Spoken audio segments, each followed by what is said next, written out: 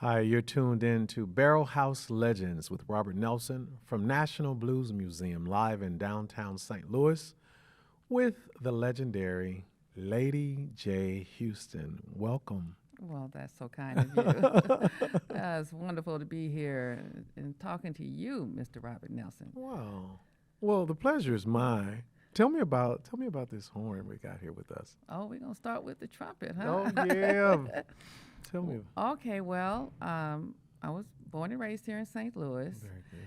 and I was attending Columbia grade school, and my teacher, John Jackson, showed me the trumpet. I just held it in my hand, thought it was interesting. And then I moved on to the drums. So that interest had lasted that shortly. Then I saw a movie, Ben Vereen portraying Louis Armstrong. Oh yeah. And I just fell in love with that whole story and the instrument and started playing it around my freshman year of high school. And since I'd been playing drums, I knew how to read rhythm patterns and things. And actually, I had played the flutophone in grade school as well, so I knew how to read music. So I started in an intermediate band Wow. and had to catch up in some areas, but I ended up surpassing all the. It was all men. Sorry about that at the time. Well, don't be sorry. I mean, you rock. I mean, Yeah. you sound like you're just a natural and you just gravitated to music just like that and just being talented that you put it in your hands and the magic happened or not so much so? Well, I put in a lot of work, Right. but it was a natural attraction. I was born into music. Tell me So, about that. well, my mother, Lois Pickens Houston, is a fabulous singer, and she was doing R&B and gospel and jazz. And Here in St. Louis? in St. Around, Louis, no, what, around, that's around what time was she? in the 1960s, she was in a traveling quartet Yeah. group, and she sang. She went to Vachon High School, Okay. sang in the choir and all of that, and in church, and then moved on to the clubs. And she recorded a song when I was an infant in the early '60s, and it charted here in St. Louis. Her manager was Chick Finney, Okay. and he wrote for the Argus newspaper, and he was an entertainment manager and things, and so he helped her career. So I used to Wow. tag along with her, And what and was that like? I was just entranced by the whole experience. I would sit quietly in the corner as she had her rehearsals, and just I was always just absorbing everything. And then I was also dancing. I was dancing on shows with her. So that's how I actually started performing in clubs as a child. That's extraordinary. I mean, your mother is a legend. You are sitting at her foot and Yes. watching her perform. Yes. She's recording. She's making it happen, and you're taking all of this in. Did you know then that you would continue in that legacy, or did you think that this was just a short ride? No, it was. I just thought it was second nature to me because I'd been performing since forever. Right. Yes, and then we have family reunions, which have been going on since the 1930s.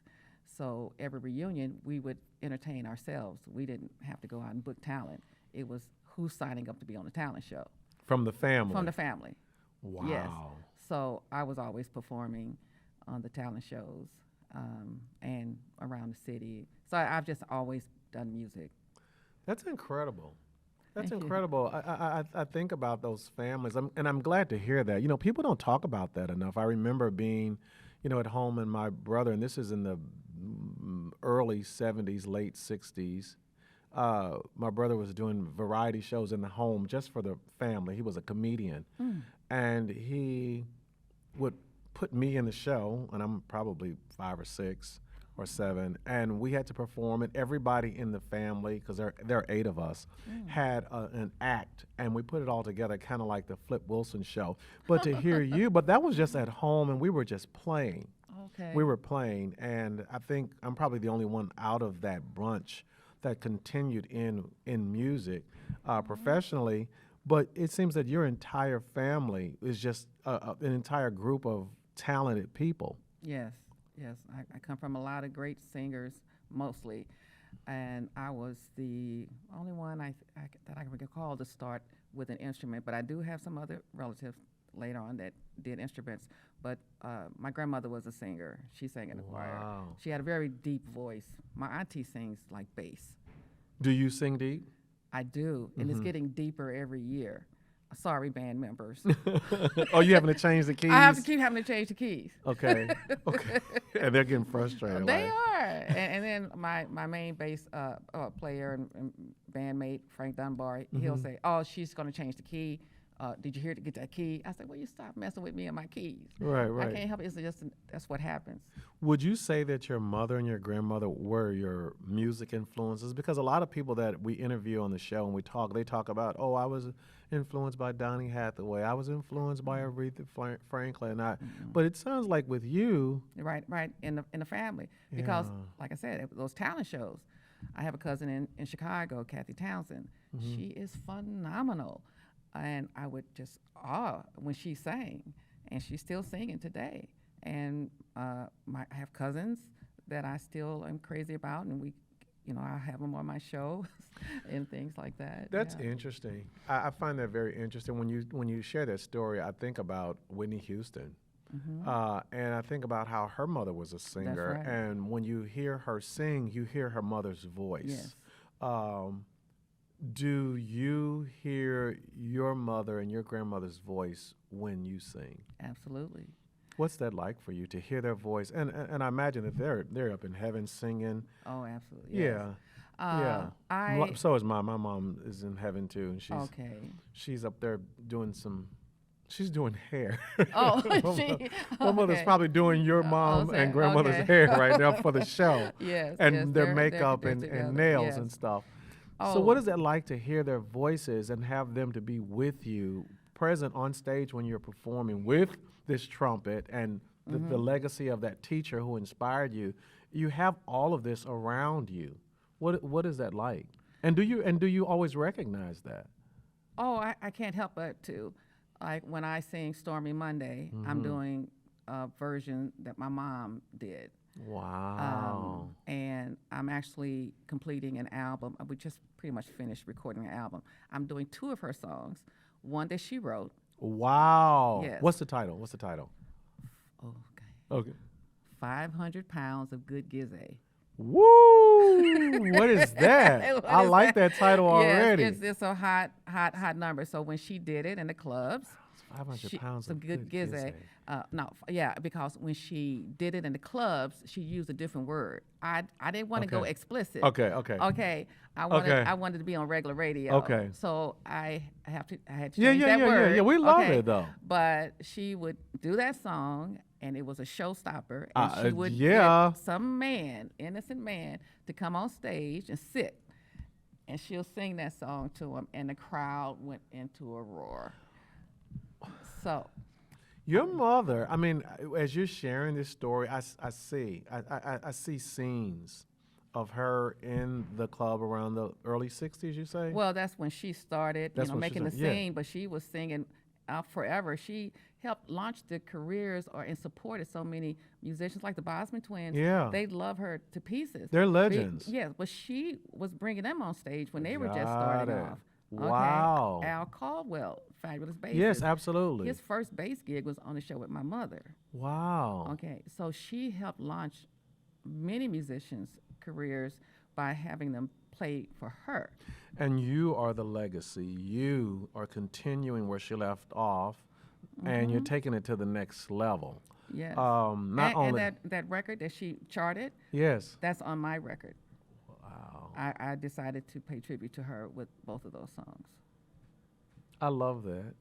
I love that. Thank you. Heaven is smiling down on you, Lady J Huston, and this is really exciting. Now, so you start with mom, you start following, you start learning, but you begin to create your own path. I mean, I think did. mom kind of showed you the way.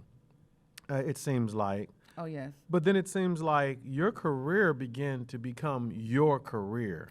Well, yes, even like in high school, I was voted most talented. What high school was that here in St. Central Louis? High Central School. High School. Yes. I went to Central High School. Oh, Uh, which one? The music one? Or well, the original actually, I don't know the original. I went to the one that's on Natural Bridge. Well, one? and In Garrison? yes, Hey. that same building. Red Okay, okay, Wings, okay. yes. Right, Red Wings. Right, okay, okay. Good. Well, glad to hear Okay, that. so that's right. the original Central. Yes. And that's where I graduated. We moved over there in '72. My family did. Oh, yeah. okay. And then White Flight took on. Once when we moved, it was pretty much a white neighborhood. Yes, it was. You remember so that? we were around the same time Around living the same over time. there. Everybody moved out and Yes. But we were in mansions. Isn't that something? yeah. Those 3-story Yeah. homes with full Yes. basement, Yes. butler pantries. yes, yes, yes, yes. Okay. So yeah. I So was, so you're at Central High School and that's where you take off? no, it's really I was just in everything already Mm-hmm. from well see I was already performing in clubs In high school? in grade school. In grade school, right, yeah, right, right. Yeah, 'cause So I you was were like already 12, seasoned. Yeah, I was already 12. I was 12 years old in a dance troupe. They put us with wigs on Okay. and go-go boots and full makeup, and I look like I'm much older. But that's one of the things I did. And my auntie, who I'm named after, the J is for Joyce. Okay. She was a comedian, and that's my mom's twin. So Lois and Joyce. So we had a trio group. Mm-hmm. I would dance. My aunt told dirty jokes, and then my mom would sing. In the spirit like I'm a red fox. Yes, doing that Mom's period. Mabley. Mom's Yes, Mabley, yes, right, yes, got that, yes, yeah. and that whole spirit. Right. So my mom produced her own show, sold her own tickets and things. So I was already doing that. When and how do you begin creating your own path? I had to get out of St. Louis Okay. because Because it was too much for Mama. too much of her shadow. Yes, yes. Yeah, So yeah. I needed to make my own statement. Where did you go? Well, first I accepted a scholarship, music theory and composition I majored in at the University of Kansas. And then I took a break because actually I was going to college while I was in high school. Mm-hmm. And I graduated valedictorian there. Congratulations. Thank you. So I took a pause. I got a call to go and tour with Albert King, blues legend. I saw that. Yes. So I was 18 years old on the road. What was that like? Touring with Albert King. And I was a little nervous about it, but I had an adventurous spirit, Mm-hmm. and talked to my mom, of course, and she said yes. But years later, the bass player I have, I mentioned before, Frank Dunbar, he was in the band. So And you still have him now? yes, Okay. yes, he played with my mom while I was living in Las Vegas, so he's part of the family in all kinds of ways. Wow. But he told me just like a year ago that my mom made him look out for me. That was his job, to look after me while I was out there. Gladys Knight tells the story that I think her family sent the Pips with her on the road because, and maybe an aunt or somebody, but they were all to look after her and make sure she was okay because she was younger than those Oh guys. yeah, oh she was really young. Yeah, she was Yes. very young. Yes. So so you had a chaperone to make sure you didn't. I get didn't know though. You didn't know. No, but we have to share rooms. And Did you stay out of trouble? No. No, you got into some trouble. All kinds. Okay. Yes. They weren't doing a great job, Well, I look good on the surface. and you survived. Oh yes, yeah, I live to tell the tale. So, Wow. but when we first started, you double up on the hotel rooms. So Frank was always my roommate, and one of the funniest stories is I would get up and make the bed, and he said, "You don't have to do that here. They come clean the rooms and make the beds for you." I was like, "Oh, okay," So yeah, but going on the road, I didn't meet Albert until he came to pick me up to hit on to Kansas City. And what was he like? He big man, tough man, but he had a sweet side to him as well. But he didn't play around with people. He was very serious about his music, and a lot of musicians flowed through. And Eric so- Gale was on this stage a few months ago here at National Blues Museum, and he Right. did one of Albert. I think they did a tribute. There was a tribute to him. Were you there? No, I was out of town. Oh, you were out of Yes, town. It was yes. an incredible tribute. I'll play the blues for you. I'll play the blues for you. Yeah, that was one of his biggest hits. That's my favorite Albert King song, and Yes. it's amazing. Yeah. Well, I'm doing a tribute to him as well on my album. I'm doing his hit "Born Under Bad Signs." Oh yeah, yeah, yeah. I Yes. know that too. Yes. And who else? Who better than to do that than you? I mean, you rode with this man in the car. You toured with him. Yes. You worked side by side with Right. Albert King, And I've got Frank on bass. and you've got Frank on bass. Yes. So tradition.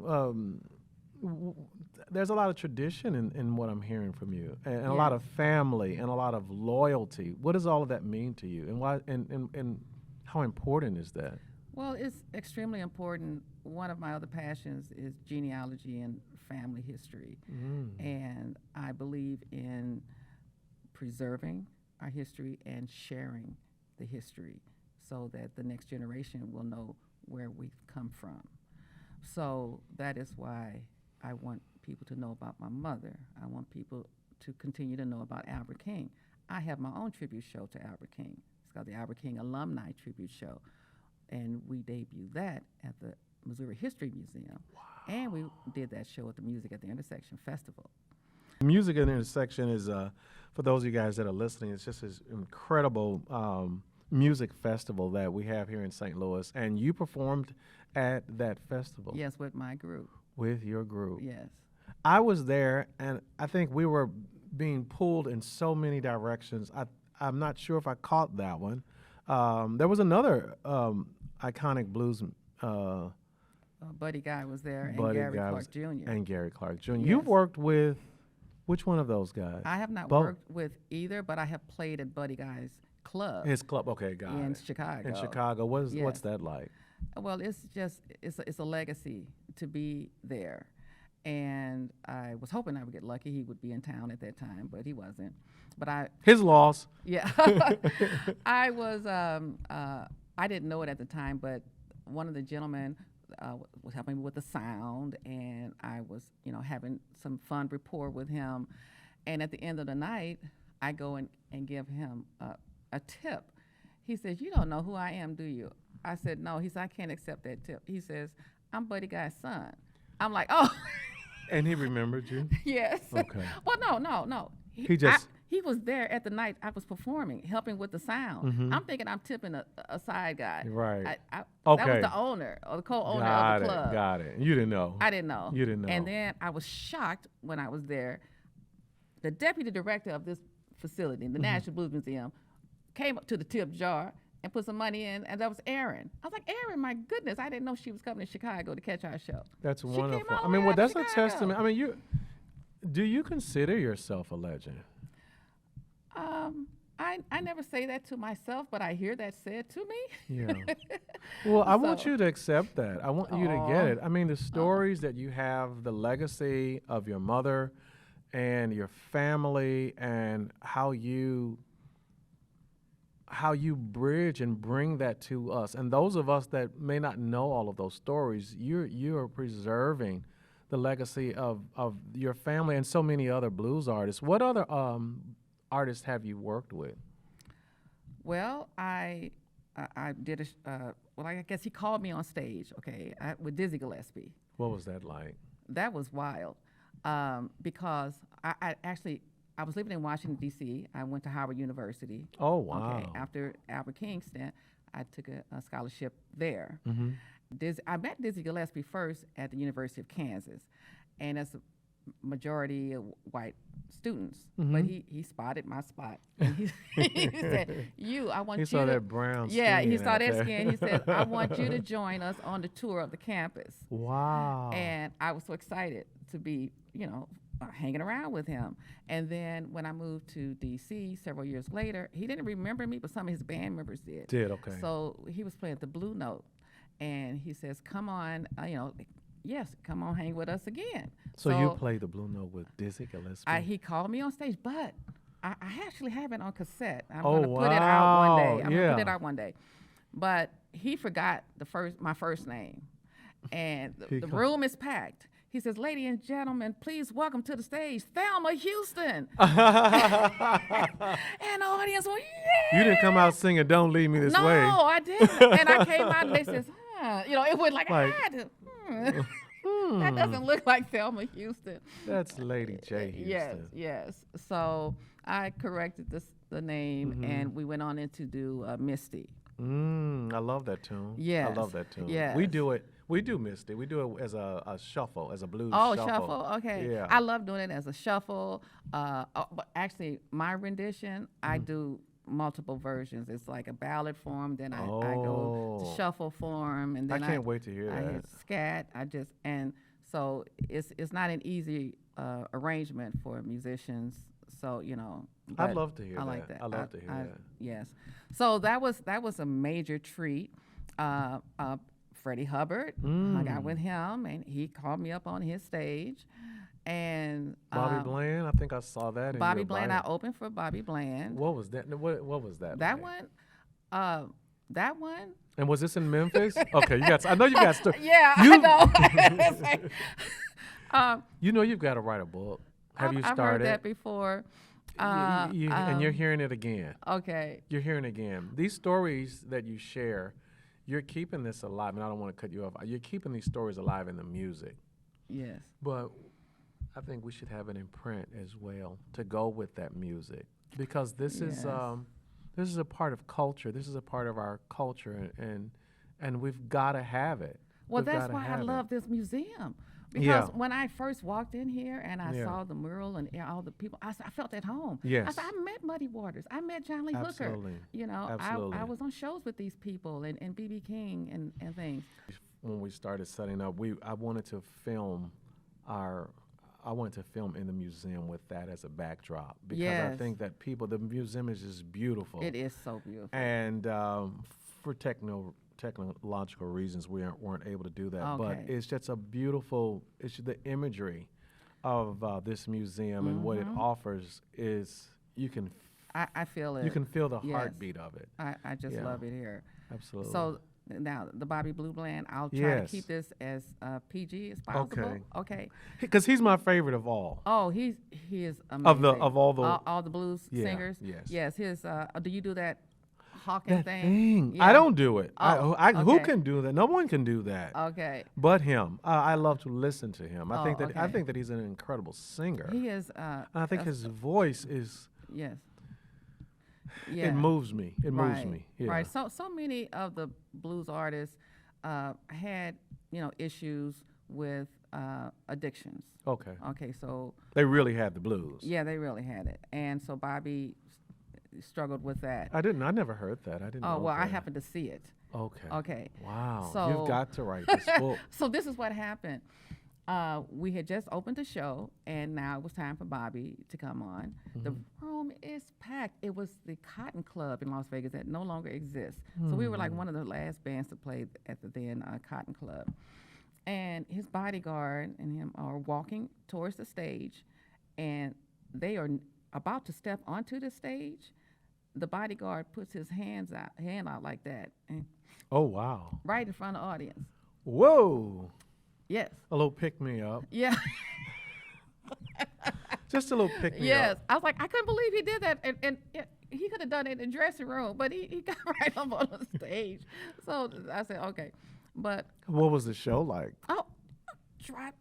just way out, fantastic. But Wow. another story I had with Bobby Bland, when we were a lot of times with the Albert King, we did a show, BB, Bobby, and Albert. We did a lot of those. Wow. So, Albert had his bus, Bobby had his bus, BB had his bus. So I decided, let me go on Bobby's bus. I go, one of the music, come on, hang out with us. Now, Albert King, he didn't play with smoking, drugs, none of that. If I was going to go on the road with a blues artist, that It was would the be right one to go Albert- yeah, with. Albert King. Because he was very, now, if he found that you're drinking and drunk or whatever, he fired you. He didn't play any of that. Very good. Well, that was a different experience on Bobby's bus. I walk on the bus, whoosh, it's It's a cloud. party. Yeah. It's a party. It's a cloud of mist. Anything goes. Yeah, everything can happen. I was like, wow, this is interesting. Then Albert, they saw him coming, and he told me to get off the bus. Oh, wow. Yeah, I had to leave. How did you stay away from all of that? I mean, Well, like I said, it was easy being with him, and then just in general, yeah. I never liked Any- drinking for Right, sure. right. I didn't understand the attraction to that because I didn't feel good with that. Mhm. But I've never been an addict to anything. I did do some other smoke. Yeah, Okay, yeah, I yeah, guess of that's. course, of But course, yeah. then that was like, ugh, I don't like that either. You know. But so I'm very, straight.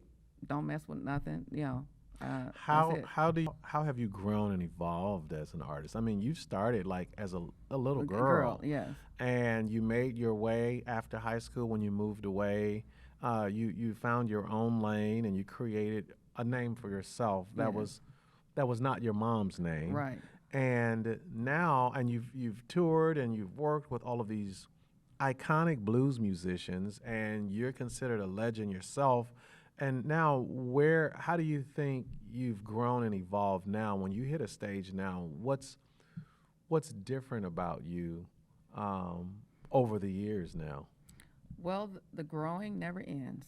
The growing never ends. Never ends. Right. Unfortunately, I still have to practice. You don't like. You said that with a look I on your know. face like you don't like it. This instrument here is Mhm. unforgiving. If you don't play this regularly, almost like every day, your embouchure goes away. It's not like the piano. You can, take a few days of break and still get there and play it. This thing, it's not You like play that. it every day. I have to, and if I don't, I'm punished by it. It won't love me back. You're very dedicated and you're very committed to this. Yes. So I moved to Las Vegas and I lived there for 25 years. What was that like? I loved it. And you performed. I performed, and because of the Albert King connection, I sat in at this club and he says, "Do you have a band? We want you to start playing here." It's called the Sand Dollar Lounge, the #1 blues club there. And I had not been really doing a blues show. I'd been doing R&B and classic soul and some jazz. So he says, "Here's a list of musicians. Get your blues band together and start working here." So that's how that started. And you did that for 25 years? No, I didn't do the blues Okay. for 25 years 'cause I was doing other music Right, at okay, first. okay. And then I started doing the blues. And then around 2009, I started winning Best Blues Band Awards, Best Blues Performer. Then they started calling me the Las Vegas Queen of the Blues Wow. because I just won year after year after year. Congratulations. Thank you. Yeah. So we had we playing all the showrooms, festivals, big, concert halls. It was just a lot of beautiful places to play in Las Vegas. So How'd you get back home? How I got back home. Yeah, you Yes, go yes. off to Las Vegas, you kind of shift gears, you get this great opportunity, and when you get this great opportunity, you just skyrocket, and then you're awarded. I mean, you become the queen in Las Vegas, and then you come and back then I come back. home. Yeah, I felt like I was going backwards. Yeah. I became very ill. I have like Sjogren's syndrome, fibromyalgia. I have some My like best friend has autoimmune Sjogren. Yeah. issues. And one time I was diagnosed incorrectly though with lupus, and I became the spokesperson for the lupus chapter in Las Vegas. And I ended up on ABC World News Tonight with Diane Sawyer. They did a whole segment about me and how to help people get medical billing. So one of my advocacies is like health and patient Do you advocacy. continue to do that now? I do. Very I do. Good. Very good. Matter of fact, when COVID hit, I started my own Facebook group called Black Corona Lives Matter. The Black? Black Corona Lives Matter. Wow. I wrote a song because of the Blues Museum called Corona, You Make Me Sick. Okay, yeah, I'm familiar. Okay, I'm familiar. and it won the first place prize here. And I did, PSAs with Mercy Hospital. I was on CBS News, trying to advocate for especially the Black community to become, cognizant of what was going on and not take it lightly. So you used this platform not to only bring us music, but you used this platform to bring some awareness for our health as Yes, well. Yes. So you use me, if you need to. And so then I started having what they call tonic-clonic seizures around 2013, and they didn't know what was, what they call the etiology behind it. I couldn't balance the checkbook. I couldn't do anything, and my mom kept going back and forth to care for me, and the doctors thought my end was there. So they said, you need to go back home and get your papers in order and prepare for the end. And so That's what brought you that's home. what But brought me home. when you got here, I mean, with the Yeah, trumpet. no, I had 5 years of nothing happening. Oh, Pretty wow. much nothing. I could barely walk. I could barely do anything. And so, Washington University, Barnes, their medical system here was much better than Las Vegas. They started me on the path of recovery. And then I met a man, Dr. Matthew Flory, with functional medicine, sort of the holistic approach.